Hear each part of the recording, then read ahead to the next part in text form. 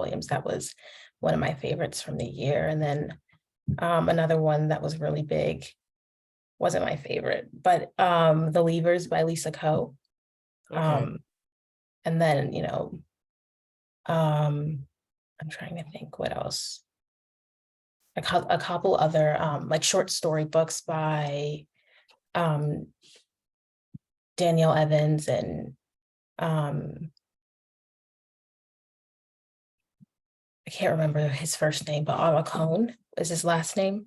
So that's what I've been really focusing on for the past couple of months, just for school. But then I've reread Red at the Bone by Jacqueline Woodson just because it's one of my favorites. And I honestly don't think that I would have been able to take any more new information, any more new literature, being that I was given all of that to focus on for school. So, yeah. Do you, what was the last book you read just for you or for fun? Oh, You're like, it's so long ago, I can't remember. I know, I can't. See, I probably have one like around my room somewhere. I have no idea. One of the most recent ones was Skin of the Sea, but that was like a little like September of last year. So that was like the last one that I could remember for right now. It'll come back. It'll come back. It'll come. Yeah. How about you? I go through phases of reading Mhm, certain genres. mhm, And I love YA because of the fast-paced plot. It just feels more accessible all round. But I mhm. think quite a bit of adult literature lately. There's Oh, okay. an English writer called Gabriel Kraus who Mhm, I think is based roughly on his past, but it's mhm, growing up in a part of London that's quite tricky. mhm, Going to university at the same time. And it was so authentic. And so you could just see his life and everything shining through. It was mhm, amazing. It was beautifully written as well. And I love it when, I don't really like marking books, but when I want to mark it, I'm like, yeah, that's an amazing mhm, story. If I want to highlight or underline things. But yeah. mhm, And then A Master of Jinn, set in 1920s Cairo, Egypt, kind of like steampunk. mhm. Um, that was really good. I kind of flit all over the place, actually. And I don't often read, it's funny you were saying that you reread that book. I don't often reread books. It's like films, I Mhm, can't watch them again unless it's an absolute favorite. I think, mhm, yeah, and there's not many. Shadow and Bone and Daughter of Smoke and Bone, I've read twice. I love mhm, those mhm. series. Just Yeah. amazing. Yeah, no, I do like to reread and rewatch. Especially when it's, like I said, when I'm really busy retaining a lot of other material, I'd rather go back to something that I already know than have to like remember something else. And it's like when I read for myself, it's not that I have to remember, it's just that I like to. And I feel that it's a bit more comforting and relaxing, I think, when I'm not trying to get myself to just shove more new information. Yeah. Um, It's like so coming home, isn't it? It's like, yeah, it's yeah, definitely comforting. Where you know the yeah, story, you know what you're yeah, getting. If your yeah. brain can switch off a little bit, yeah. Yeah. And if I wait long enough, I do forget bits and pieces. So it's like, oh Yeah. yeah, I forgot that happened. So there's still a little bit of newness to it, just not as much as if you're reading a completely new book or watching a completely new movie. Oh, I remember another one, Dread Nation by Justina Ireland. Oh, Love I that book. love that. And I read Yeah. the sequel as well, which is so good Mhm. too. Yeah, Oh I love yeah. zombies. My Yeah. comfort film is World War Z. Like I don't know what it is. Probably because it's not, well, maybe it could happen, but in my mind it doesn't. So Yeah. Yeah. yeah, scary, No, I but do. I do love stories about the undead. I think I feel like a lot of that has to do with the fact that growing up, I used to watch The Walking Dead with my mom at like 7, 8 years old, and I loved it. Like I loved every bit of it. I was never like afraid of it. I just thought it was really cool. So I really like that one. That one was really good. It's Really funny good. to say that. I used to watch that, and my kids used to watch it with me. I think they were a little bit older than that, though. Mhm. Remember that about that age, and we used to have these whole conversations about what we would do when Mhm. there's the apocalypse. What are we gonna do? What's so we had these whole elaborate plans of where to go, what food we'd get, what if we get any weapons, where we could hole up. Yeah, I probably traumatized them for life, but they enjoyed it. At least I know what to do now. Yeah, no, I love sci-fi. That's one of my favorite genres, I think, to read. And that's something that I've grown to love over time. I feel like when I first began to read for fun, I would say that historical fiction was kind of my my the one genre that I actually did enjoy reading. And then eventually I started to branch out. Like even Dread Nation, it's still a historical fiction novel, but it also is sci-fi. So I feel like that's why I enjoyed it so much. Um, no, I think that was a really good book though. It was so good. It It was was so really good. good. I love reading stories that are you've got the elements that you love. So you've got the undeads, you've got the historical Mhm, fiction, but the way that it's put together was just so different. Um, mhm, yeah, it's not often that you read a book that you're like, I don't think I can compare this to any other book that I've read. So yeah, that was mhm. definitely one of my favorites as well. Yeah, absolutely. Uh, okay, so should we start now? Do you think? Mhm. Okay, Might blowing my nose occasionally. So okay. That's perfectly fine. Well, good evening or morning or afternoon, everyone, wherever you are. I am Demi Singleton, and thank you so much for coming to our Black Girl Covers Book Club author event. Our book club on Fable began reading together this year, and we focus primarily on discussing books by Black authors. If you haven't already, please join and start reading and discussing with us at the link that I will be sharing in the chat later during this session. And on the Fable app, we're able to read and share annotations and start conversations right inside the book, basically like Wattpad for bestsellers. So today, I'm honored to be welcoming the incredible author of our latest read, Skin of the Sea, Natasha Bowen. Natasha is a writer, a teacher, and a mother of 3 children. She is of Nigerian and Welsh descent and lives in Cambridge, England, where she grew up. Natasha studied English and creative writing at Bathsba University before moving to East London, where she taught for nearly 10 years. Her debut book, Skin of the Sea, was inspired by her passion for mermaids and African history. She's obsessed with Japanese and German stationery and spends stupid amounts on notebooks, which she then features on her secret Instagram. She's not writing. When she's not writing, she's reading, uh, watched over carefully by Milk and Honey, her cat and dog. I'm beyond excited to be having this conversation with you, Natasha, and I want to thank you so much for being here with us tonight. thanks for having me. Yeah, of course. So let's dive into our questions. So the first one, my book club and we loved reading Skin of the Sea together. And for some of our newer members who might not be familiar with your works, how would you describe the books you write? Like, is there a specific community you write for, a specific group? I would say the books that I've written so far um, are deliberately a blend of fantasy and history. Mhm, um, I love adventure and fast-paced plots. So there's always that kind of that fast-paced action in my books with a sprinkle of romance.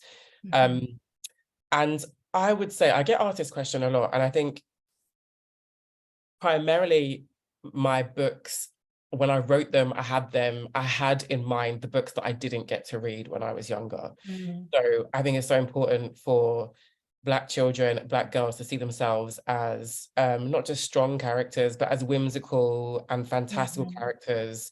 That it's I think the focus can be on different things as well. And I think that it's so important to just see ourselves as something magical and something mhm. that's, that perhaps we haven't been as represented in as much as some other fields.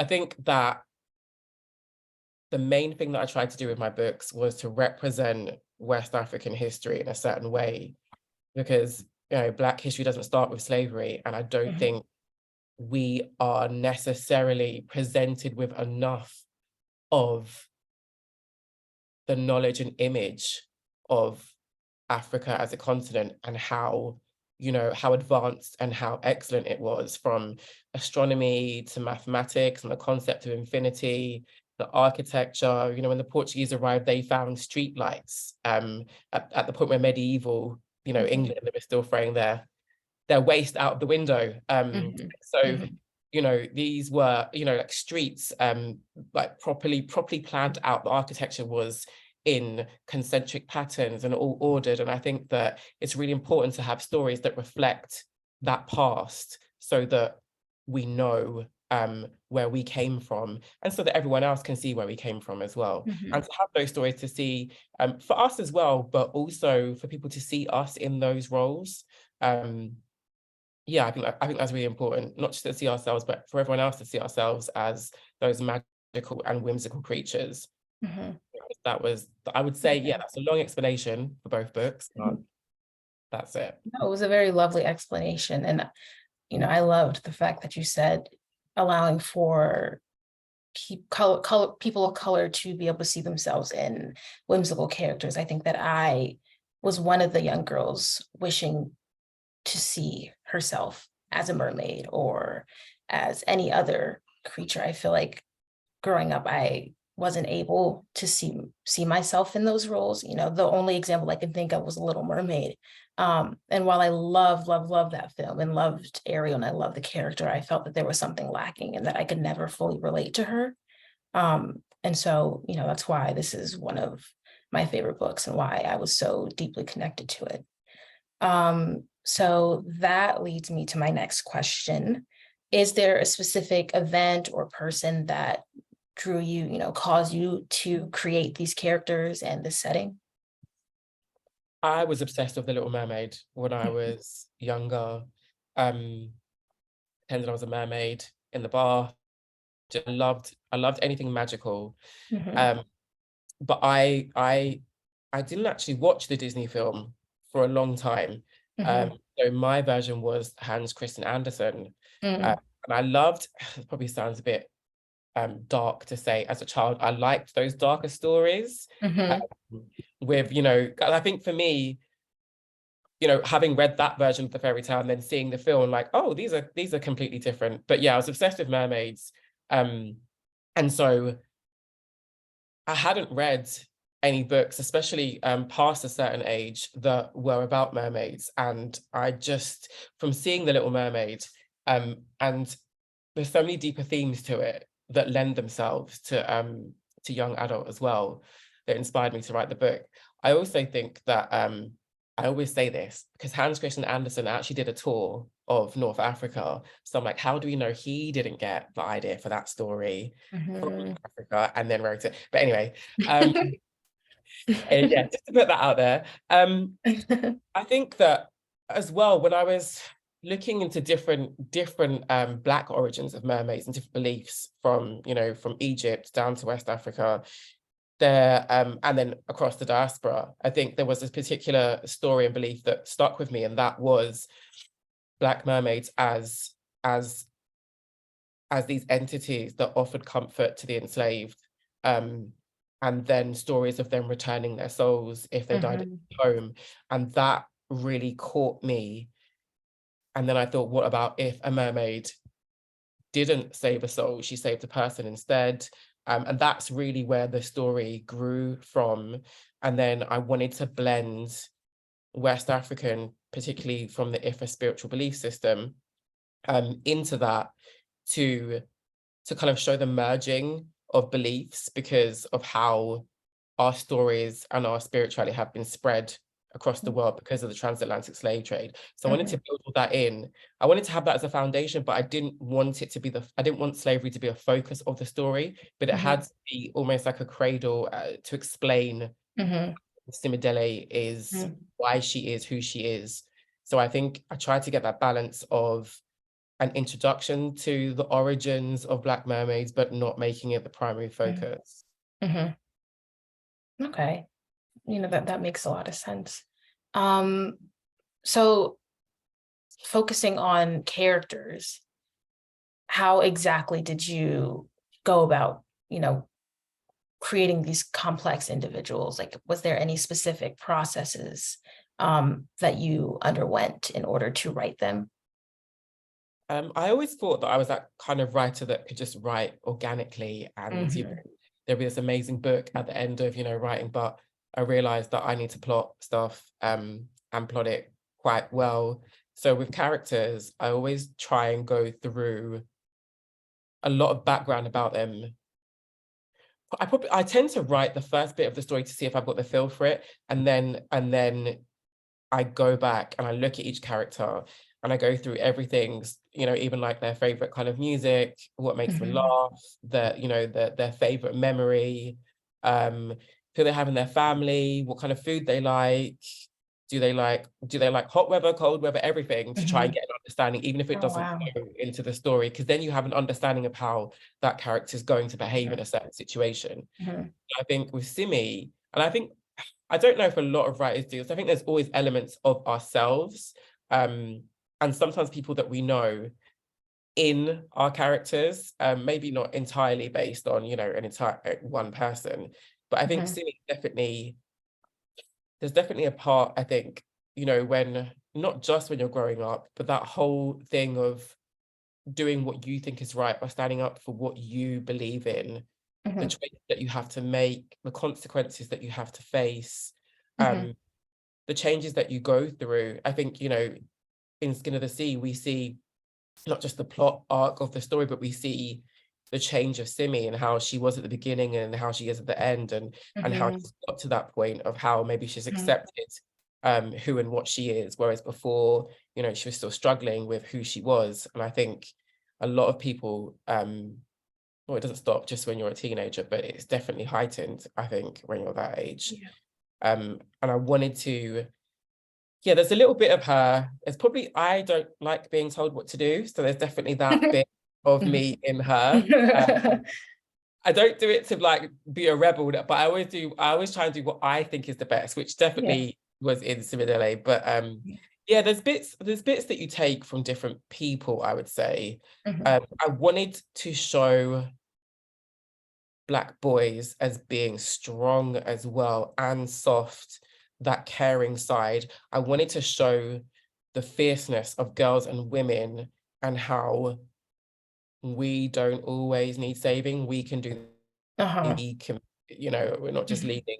I think, that is apparent as well in the story when she um is not necessarily losing her tail for a boy. She's yeah, doing it for a greater purpose. Yeah. But yeah, there's definitely things that I pick. And then they develop, I think you get to the end of the book, and then when you're editing, you're adding is so many layers. Like I didn't realize how many drafts there would be until you start writing, but you add layers and layers in of these characters. Um, so it's not just like it's just done in the first draft. As you go back, you're kind of adding more. It's like when you get to know someone, the more you know about them, the better you know how they would react and what they would say and Mhm. what they would do. So you Mhm. have that's kind of layered into the story as you go along. So it's a long process, but then they feel like real people then as well. So yeah, it's quite, no one's ever actually asked me that question before. It's quite a hard, I'm sure everyone does it differently as well, but I Mhm. get they are real people to me. Like I get lost in it and I need to know everything about them. And yeah, I do use bits from myself and I do use bits from other people. Like Yinka definitely is Mhm. definitely probably a bit of me as well in certain aspects. Mhm. That sounds really like I'm myself in every character, but I'm not. It's just those bits. Yeah. No, but even if you were to say that there's a bit of you in every character, that would make sense, being that, this is a story that you're sharing. Um, Next question. Okay. So, speaking of Simi, I feel like reading the book, I was going on a journey with her of self-discovery. Would you say the same? Would you say that this was almost a coming of age story for Simidel? I think it is. I think it's definitely her finding her place within Mami Wata, but also within her community, and then her found sort of friendship and family, that you're always learning, and that you're always trying, and that you're not, it's so hard sometimes to find where you fit in and the people that that you feel comfortable with. And I think this story definitely explores that. There is romance, but I think there's a lot of love explored between friends and family as well, and finding your place, and being confident of people's love for you and how they truly feel about you, and accepting what they think of you rather than, worrying about it all the time. So I definitely think she experiences a lot of those coming of age moments. I think she's also learning, like I said before, the consequences of her actions, and how that plays out. And I think, we see her, maybe it's not as immature, but she doesn't really fully comprehend her actions. She's just acting before she thinks, even though it's, for the right reasons. And I think that's quite human. You're always worrying about how or why you're doing things. You're doing what you think is best at the time. And I think it's interesting because you don't always have the capacity or the maturity to necessarily make the right decision, but then it's how you deal with coming back from that shows growth. And I think you definitely see that with Simi. Well, would you say that while writing this book, you had any major epiphanies regarding your self-identity? I think the book, I mean, I have a passion for African history anyway, but the book for me, when I was looking into different beliefs of mermaids, my brain then tends to go off on a tangent and around, and I started looking at beliefs of mermaids around the world, and it's just because, again, we have such a narrow sort of representation in stories and media, that it just, when I was looking at the different types of not just African mermaids, but Australian ones, and ones in the Arctic, and ones in the Amazon, and I'm like, how have I never seen many stories about this? A few, but how have I never seen this? I think that was a journey for me. I mean, there were things that I didn't know as well. Like, I got lost in fractals, which are repeating patterns, and how there's an ethno-mathematician, and his theory is that Africans discovered the concept of infinity before it was discovered in Europe a couple of hundred years later. And you can see that in architecture and the layout and hair. I don't know if you remember that, but that part in the book where you have the repeating patterns with hair, and even learning about hair and the hairstyles, things they had in Yoruba, and then the names that we give them now and how they have those names. Whether you call them cane rows or cornrows, depending on where your ancestors were from, and the crops that they were forced to labor and grow. So those it was interesting to find out the original Yoruba names for those hairstyles. Yes, there's lots of different bits that I thought I knew quite a lot about, that just I couldn't put them all in the book, even though I tried to squeeze as much as I could. But yeah, I would say it definitely deepened and made me just deepen my own understanding of that part of my ancestry and that history. Yeah, no, that makes sense. Well, our club loves your writing style. So my next question is, how did you develop it? And do you have any tips on developing writing styles for any other new young authors to be?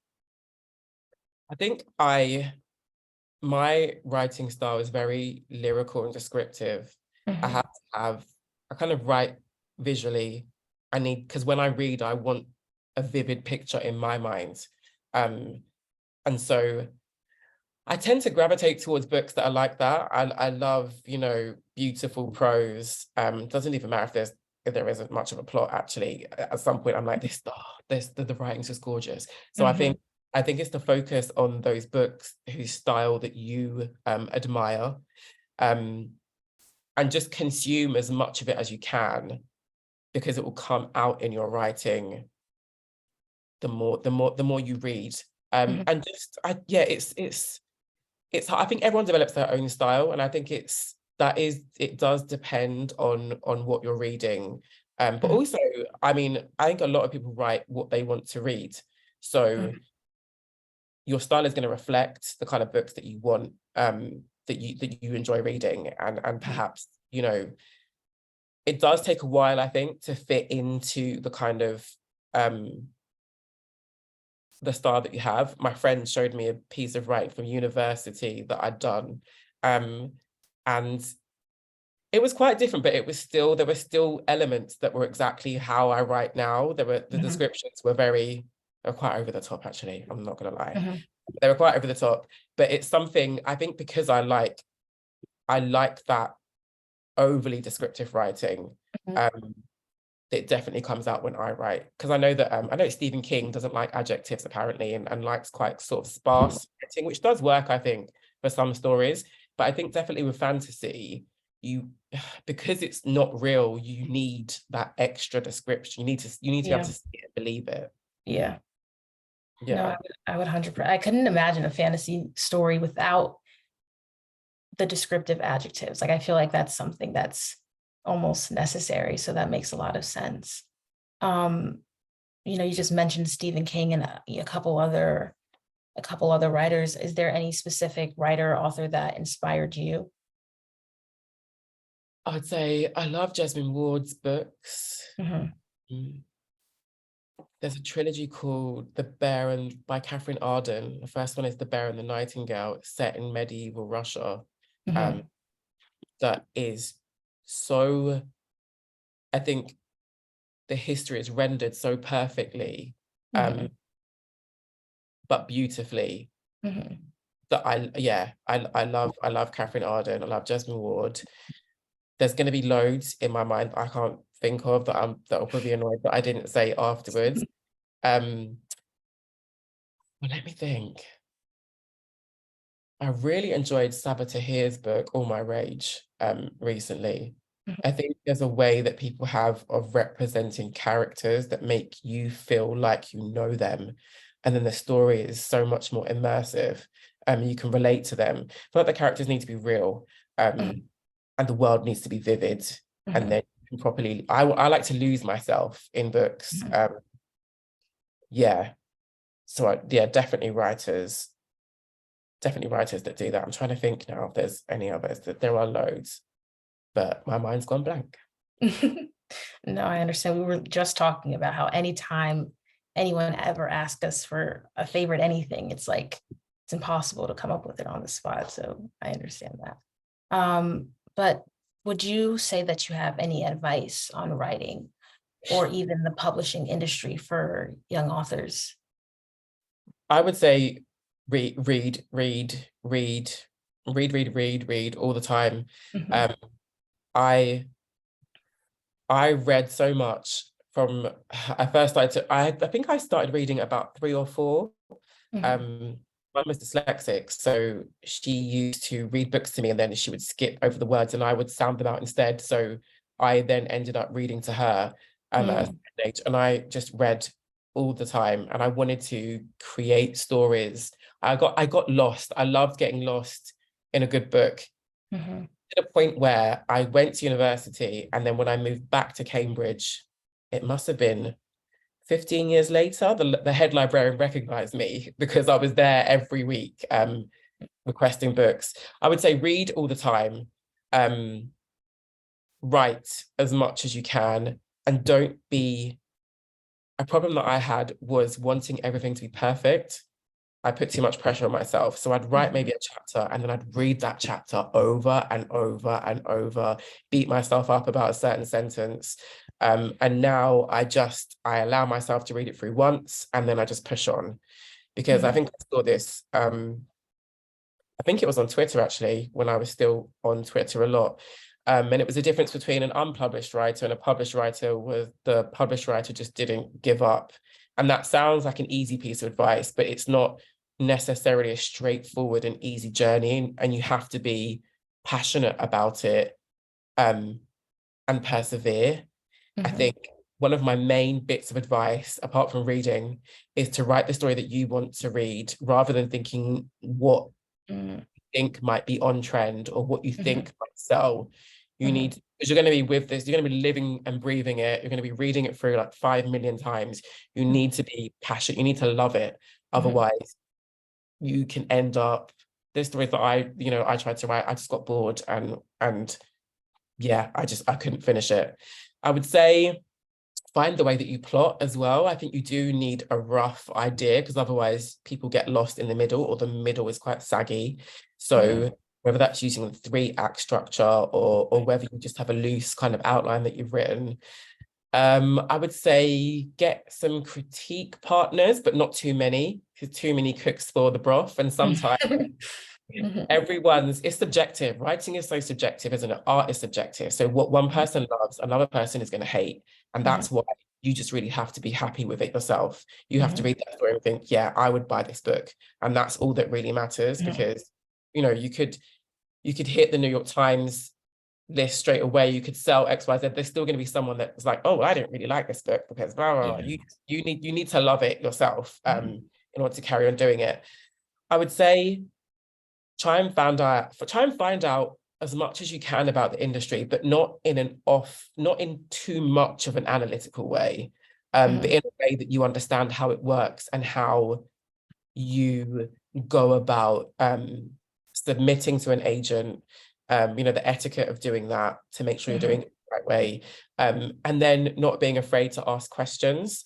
I told my agent to just treat me like a baby and explain everything to me, because it's like, this is the first time I'm doing this. I'm not going to pretend I know this. What's this? What's that? So don't be afraid to ask questions. And I think you have to love it. And again, that my first and foremost piece of advice would be to love the story that you're writing. Otherwise, and everything then, it's almost like when you love it, you're writing it, and if anything happens with it, then that's a bonus, but you are. And the focus should be the love for the story. But definitely read across genres. I think helps, reading plays and going to see plays helps you with structure and dialogue, and reading, adult books and middle grade and poetry. Definitely poetry helps me for the descriptions. That really helps. So you'll find maybe a genre that influences you one more than another, and it helps to add to your style, but it also gives you that range, I think, in your work. Yeah. But I think that's all lovely advice. But I guess another question that I would say is, when you write, this is more, a question that I thought of when you were saying all that, because I just graduated my sophomore year of high school, and something that we focused a lot on, and I think I will be focusing a lot on throughout the rest of high school, is kind of the technicality of writing. And so when you write, is that something that you think of a lot, like literary devices and symbolism and this and that? Is that something that you're purposely trying to include in your writing, or is that just something that happens organically? Sometimes I do. Sometimes it happens organically, and sometimes it goes in when you're editing. I think sometimes it's just like you need to vomit the story down and get it out, and then you can think of that separately.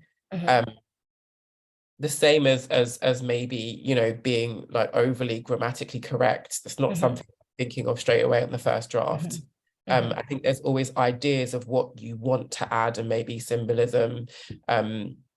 Even maybe character arcs are not always there straight away. It's just literally getting the story down first, and then you've got something to work with. And then when you go through it, you can kind of see, okay, well, this is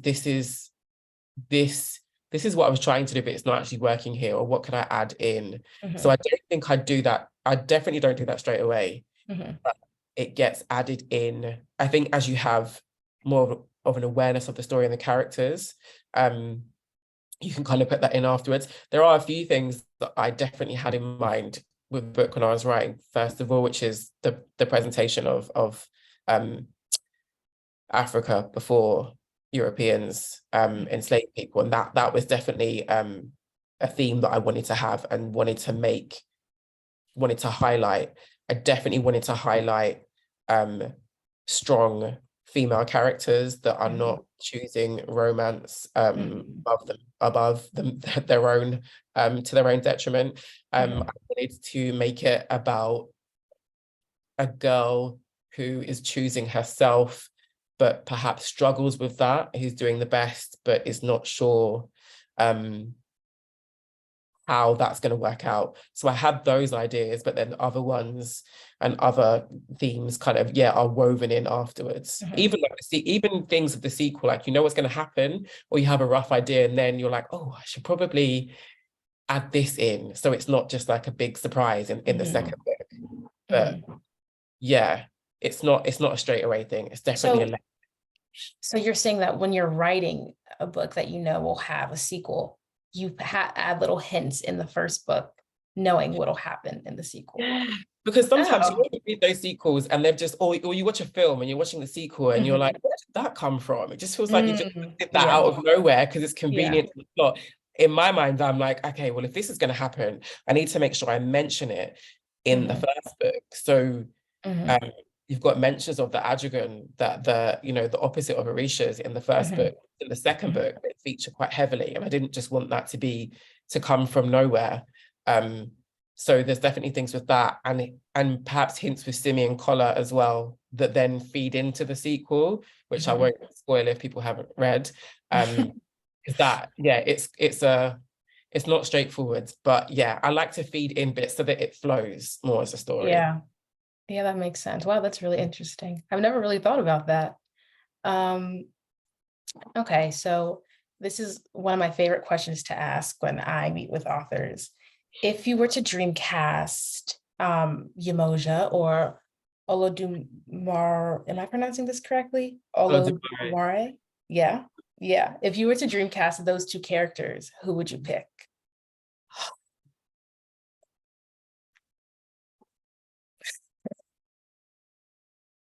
Yemoja, I think maybe Yesterday, who's been in American Gods and who narrated Skin of the Sea. I think she would make an amazing Yemoja. Olodumare is harder because in the book, in a lot of different, I say a lot, in the Ifa spiritual belief system, Olodumare is akin to God, but they don't have a gender. So it's more of a force, and although it's personified, that's one that I would have to think about. It's a hard one. It's a hard one. But yeah, I'd say Yesterday is as Yemoja. Yeah. Amazing. She'd be amazing as Storm as well. Sorry, that's just popped into my mind.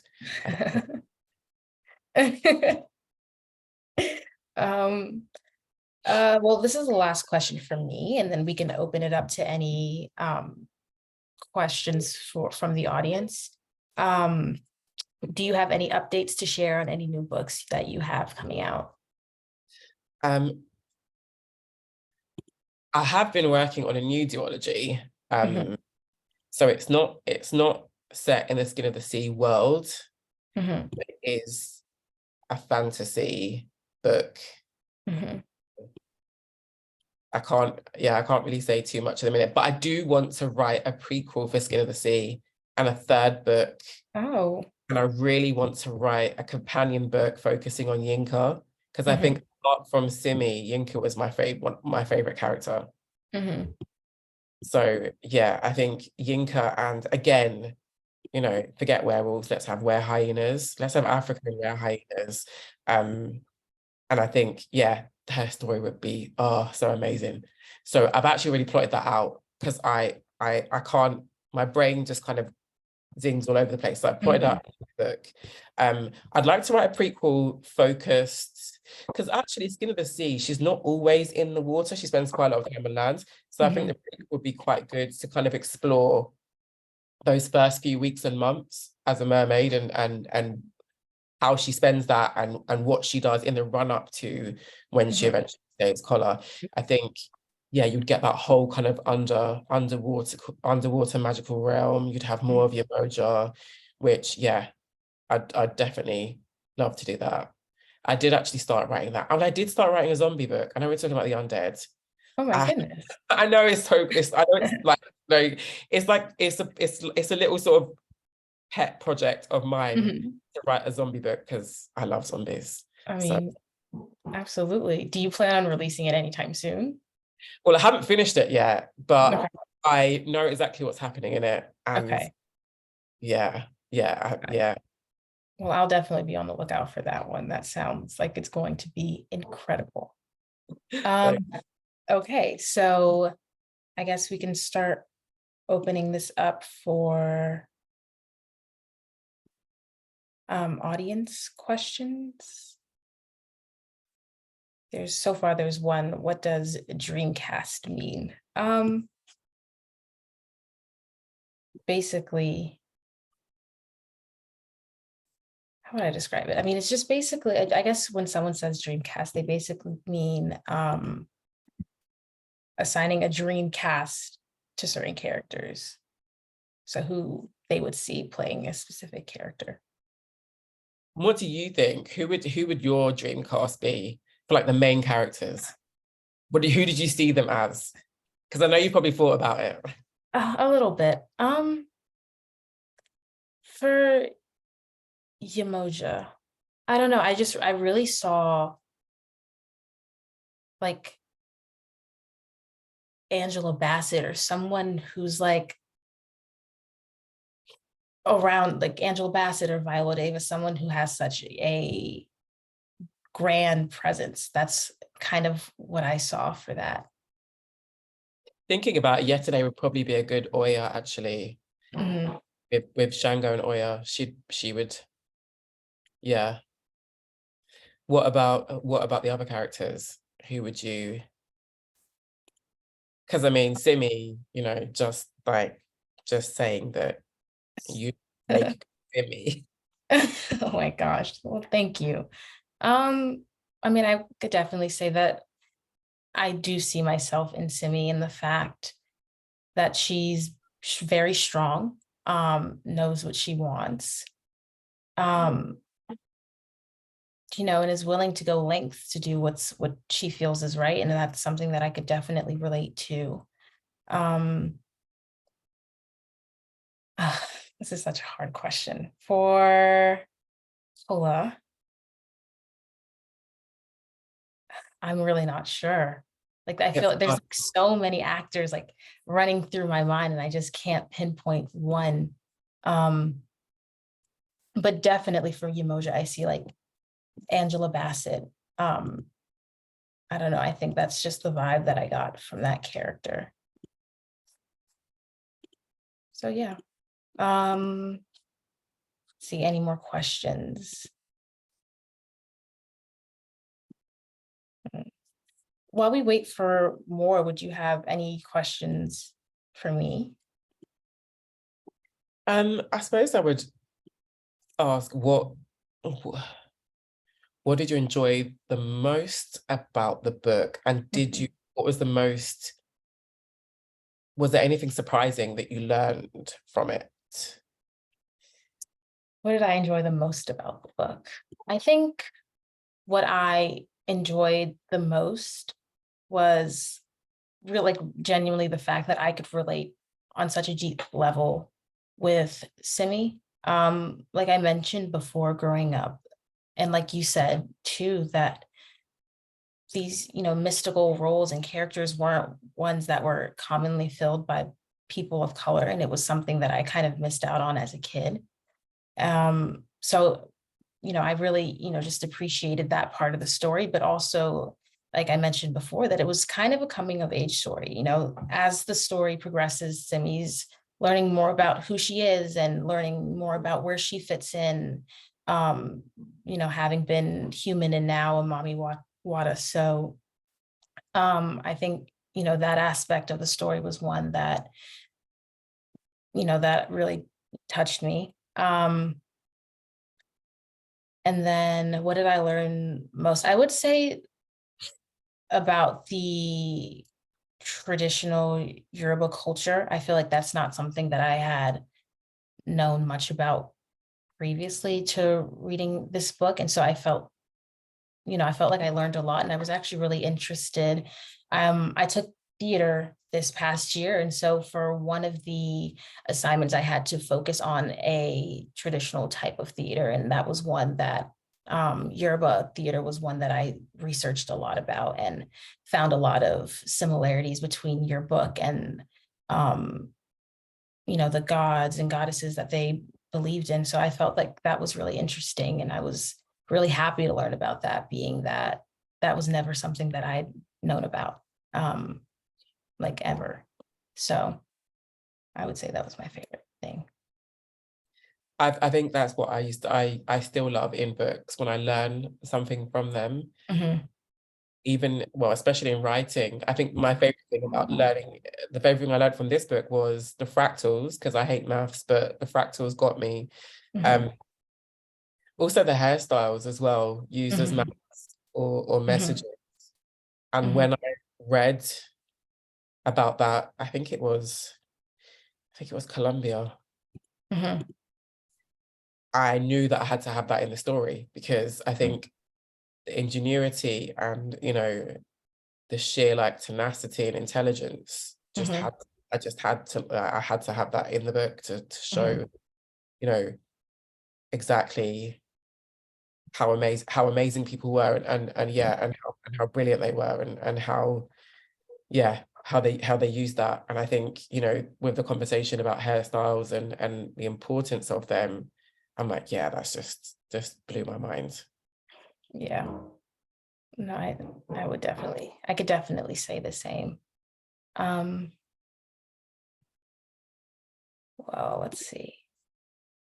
Oh, okay. Um, Here's one. Hey, Laura. So one of my favorite quotes is, this is from Laura, by the way.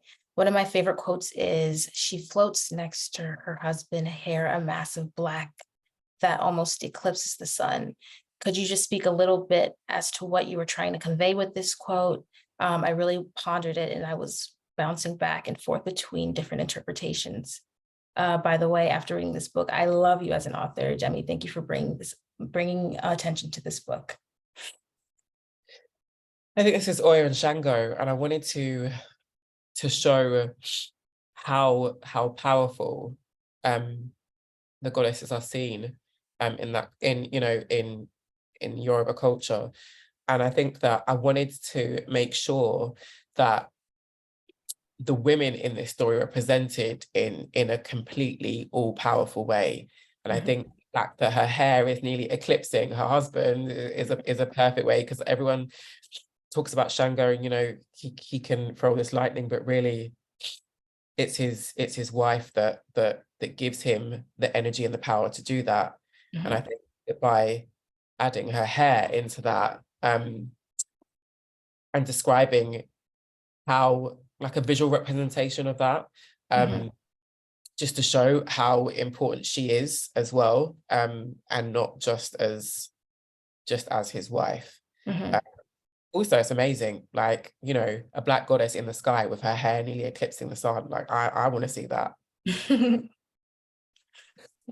Pardon me.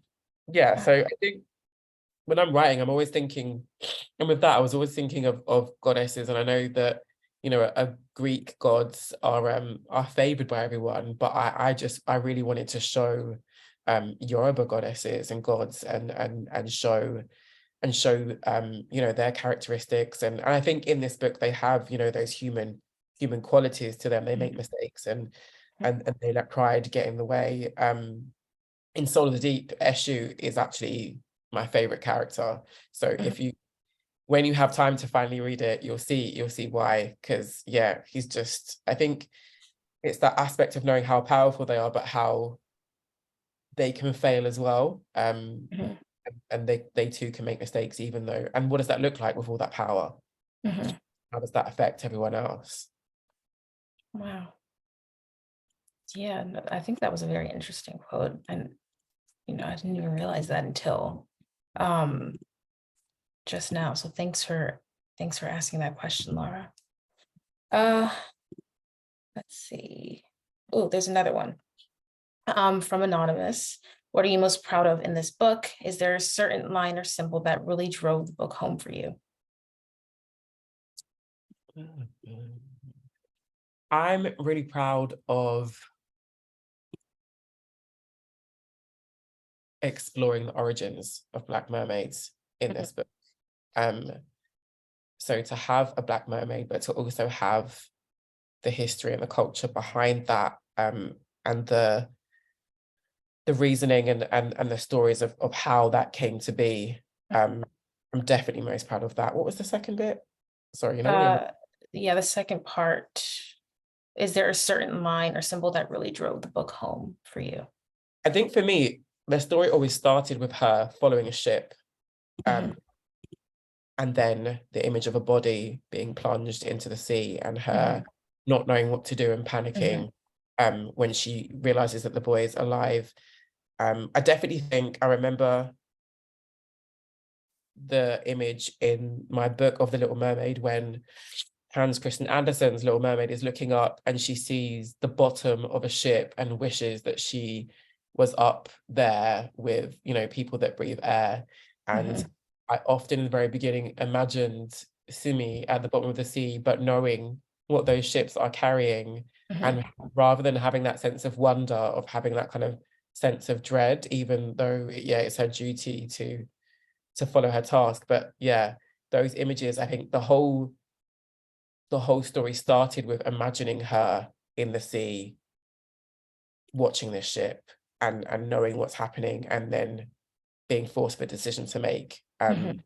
That was the start of the book, and I'm quite proud that the beginning stayed the same, even through the many rounds of editing, because I think it's a really good place to start the story, a really good introduction to not just the world, but to Simi as a character, and how she is, and that kind of wanting to do the right thing that's there within her, and that little bit of rebelliousness as well. Yeah.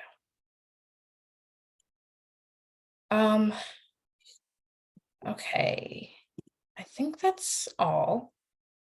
So I guess we can wrap it up right now. Well, thank you for joining us today, Natasha. It was truly a pleasure to have this conversation with you about one of my favorite books. And I truly appreciate the wonderful insight that you were able to share with us today. You all can find more about Natasha at her website. And if you haven't already, you can read Skin of the Sea inside the Fable app through my book club, Black Girl Covers, where you can access all of my club's commentary for the book. Thank you again, Natasha, and I hope you all had a wonderful time. Thanks for having me. Of course. Thank you. Thank you. Bye. Bye.